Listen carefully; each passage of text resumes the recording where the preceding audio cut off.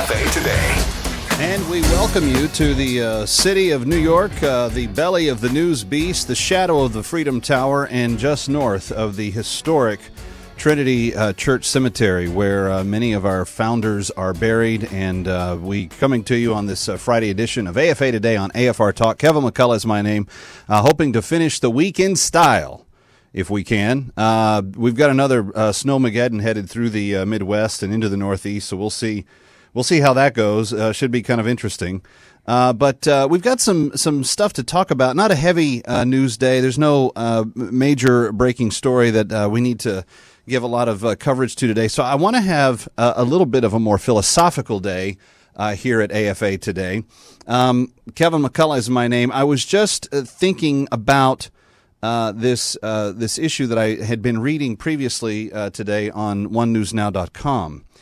And it has to do with something that I often find myself having conversations about in places that I go interact with other people, et cetera, et cetera. And it has to do with discipline. It has to do with the idea of school discipline, maintaining order in the school classroom, in the setting in which for the welfare of the whole, there needs to be a certain degree of control over the individual, right? And here's the catch-22. We live in a society that ultimately doesn't want to have any one saying that there's any control that should be had over anybody else's kid except for that parent. But we have parents that refuse to teach their children self-control. So it's like we're turning these kids into little demons, and then we're turning them loose on society, and then everybody else is dealing with the problem of that. Not a fun situation. Not at all. And if you're in public school, I've bashed public school unions quite a bit on the air over the years for good reason. I think that the teaching unions, not the members themselves, the people that administrate those unions, I think they're a bunch of crooks. I think death by slow drowning in the ocean would be kind. The jokes that you apply to lawyers, what do you call 1,000 dead lawyers at the bottom of the ocean? A good start. Teachers unions leadership, I kind of fall in that same category because these are basically mafia gangsters that go and say to union members, you got to pay us your money. And if you don't pay us your money, we're gonna break your kneecaps, steal your hubcaps, make sure that we lock you up in a place where you never heard from again. But then when they take those dues from the average public school teacher, then they go and they advocate for things that have nothing to do with school or teaching or anything. All of a sudden, the public school teachers unions are involved in debates about abortion and gay marriage and all this other stuff that has nothing to do with educating your child. So, I've always been quick to champion the call of the local teacher and what they do. They're my hero. Teachers unions, I wouldn't give you a drop in a bucket for. I mean, I'm sorry. Maybe I'm jaded. Maybe I've just seen too many bad stories about unions and what they have tried to do to public education to ever come back from that jaded state. If that is, pray for me. I need your help on that. But in general, I do want to empower teachers on a school district by school district basis to be able to have what the average parent and the average private school teacher, Christian school teacher should be able to have in their classroom, and that's basic civilized order. Is that too much to ask? 888-589-8840. I think the least we can do by way of our laws on an average given day in the public education system is to allow teachers to have order over their students. I really honestly believe that that's not too much to ask. Which brings me to this very interesting story involving the Justice Department. I found this on onenewsnow.com. But an attorney who once worked for the DOJ says in its call for an end to apparent disparities in how students of different races are disciplined, the DOJ has threatened school officials to the point where they may be reluctant to discipline students at all. That's the lead. In non-binding resolutions in early January, the Justice Department argued that overly zealous school disciplinary policies unfairly target Black and Hispanic students and result in more of those students eventually going to prison. Well-intentioned zero-tolerance policies, said the DOJ, often unnecessarily inject the criminal justice system into the resolution process. Now, let me state right up front, I don't like zero-tolerance policies. I think zero tolerance policies on any given level, city law, state law, federal law, school board, school, whatever, I think that zero tolerance policies are lazy. I think it's a very lazy approach to try to keep law and order. However, I do think that schools are within their right to say any student caught doing this will be punished. Now, the Department of Justice, who I'm not a champion of at all, is saying that having automatic punishments for certain types of wrongdoings in the school is now unfairly targeting black and Hispanic kids. Do you believe that? Do you agree with that? 888-589-8840, 888-589-8840. The reason I ask that is because the Justice Department is saying that they may even sue certain schools that have automatic punishment policies for whatever kind of troublemaking that's out there. Attorney General Eric Holder said this: ordinary troublemaking can sometimes provoke responses that are overly severe, including out-of-school suspensions, expulsions, and even referral to law enforcement, and then you end up with kids that end up in police precincts instead of the principal's office. Hans van Spakovsky of the Heritage Foundation maintains that the Department of Justice and Department of Education have no proof of that. He says because there's a disparity in the number of children of different races being disciplined based on ratio, comparing it to the general population, they just automatically assume there's discrimination. They don't really take into account many other factors that may be causing that difference. It is not entirely different than the issue of what is commonly referred to as stop and frisk. In New York, in the city that I come to you from every day, you have the policy that says if you have an unusual bump in your clothing that may, in fact, resemble a hidden gun, that an officer has the right to stop and ask you to allow him to frisk you to make sure that that is not a gun. It's not a strip search. It's not anything else. It's just a simple pat-down. The use of this, the threat of this enforcement caused gun crimes to go way down in really bad neighborhoods. And then you had leaders of the urban area saying, hey, wait a second, you're disproportionately using that in neighborhoods that are either ethnically populated with minorities or that happen to be exponentially poor.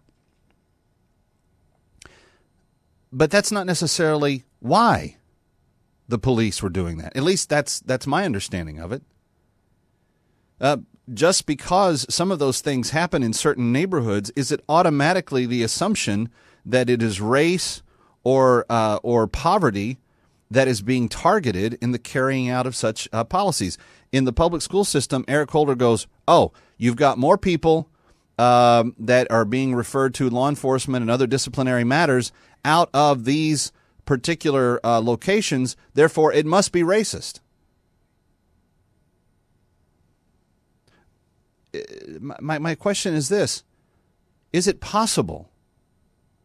Is it just possible that in some places you actually have more violators who happen to be black and Hispanic of disrupting the order than you do of Asians or Caucasians or Jews or other people?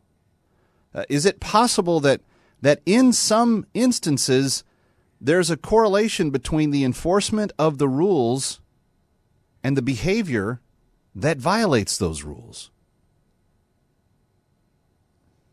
The Department of Justice is saying, nope, that can't possibly be the case. What it must be is racism. I'm curious as to your thought on that. 888-589-8840. Again, I'm not a huge fan of zero tolerance policies. I generally think that's a lazy way of enforcing order. But I understand that there's some things that you have to be that way about. Zero guns in public schools by students. I get that. I think that's reasonable. I don't think you should tell teachers that they can't carry.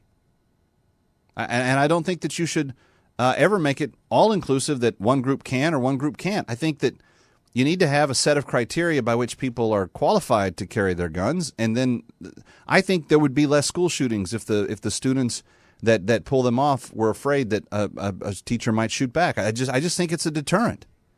I don't think that zero policies make for good moral order in the culture at large. But in the places where they have said this particular breaking of the rule or this crime or this behavior is so serious that it will enact an automatic punishment of blung, blung, blung, then I think the DOJ is way out of step here to say that you're only instituting those rules because you disproportionately want to punish Black and Hispanic students.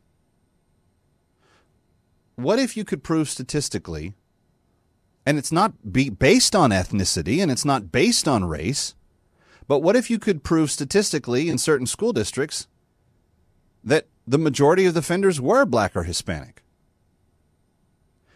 Should they even worry about whether or not a child, what color the skin is, before they enforce what should be the rule of law in an average circumstance?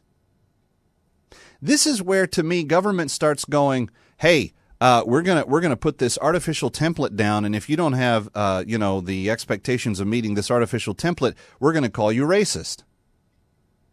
What's more important, that you have a certain amount of offenders each year be white, Jewish, Asian, Hispanic, and Black equally? That you have the same number of offenders from each group of people?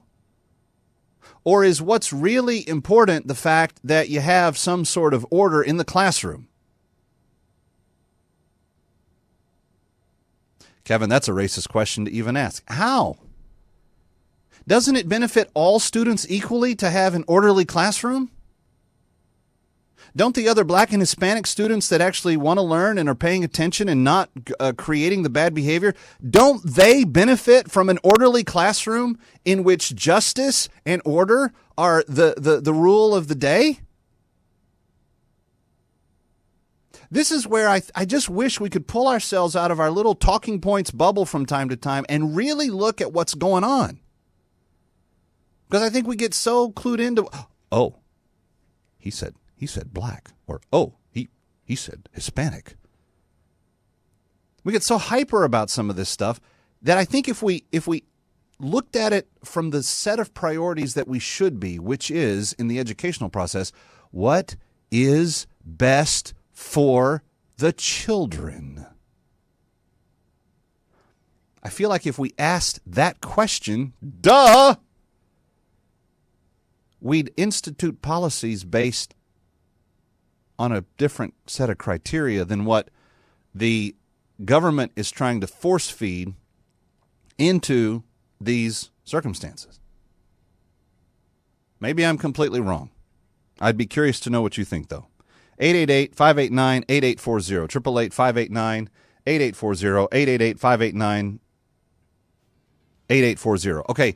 I want to take your calls. I want to talk about this because it's important. You're listening to AFA Today on AFR Talk, and this reminder, India Partners is seeking to rescue children through their Nights of Safety program. For $7, a little over $7, you can provide a complete night of safety for a child that's being humanly trafficked in India and other places. I would encourage you to go to afr.net, click on the India Partners logo, and go and give a gift. Be as generous as you can. Over 1,600, I believe, over 1,600 nights of safety towards our goal of 5,000 nights for 2014 have been donated. Will you help us?